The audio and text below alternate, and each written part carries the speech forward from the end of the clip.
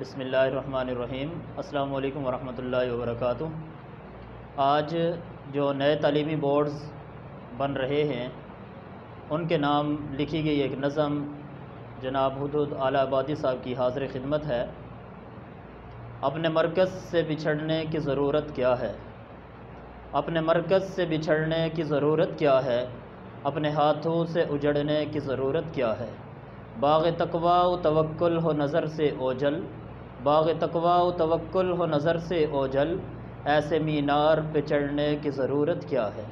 جن مضامین میں خوشبوئے اکابر ہی نہ ہو، جن مضامین میں خوشبوئے اکابر ہی نہ ہو، ان مضامین کو پڑھنے کی ضرورت کیا ہے؟ اہل مغرب کی غلامی کو سعادت سمجھیں، اہل مغرب کی غلامی کو سعادت سمجھیں، ایسے دربار سے جڑنے کی ضرورت کیا ہے؟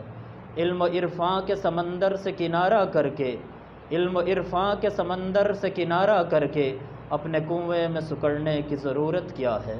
اپنی غلطی کو ترقی کی ردہ پہنا کر، اپنی غلطی کو ترقی کی ردہ پہنا کر اپنے اسلاف سے بڑھنے کی ضرورت کیا ہے؟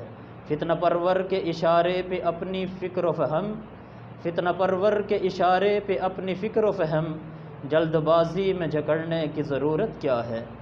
جس ترقی سے اکابر کی دعائیں نہ ملیں، جس ترقی سے اکابر کی دعائیں نہ ملیں، اس ترقی پہ اکڑنے کی ضرورت کیا ہے؟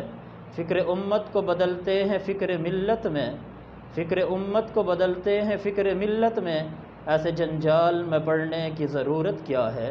علم و حکمت سے مزین ہے اکابر اپنے، علم و حکمت سے مزین ہے اکابر اپنے، دامن غیر پکڑنے کی ضرورت کیا ہے؟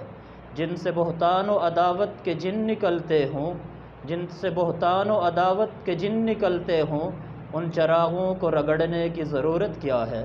جن بزرگوں کو بزرگوں نے بڑا سمجھا ہے، جن بزرگوں کو بزرگوں نے بڑا سمجھا ہے، ان بزرگوں سے جھگڑنے کی ضرورت کیا ہے؟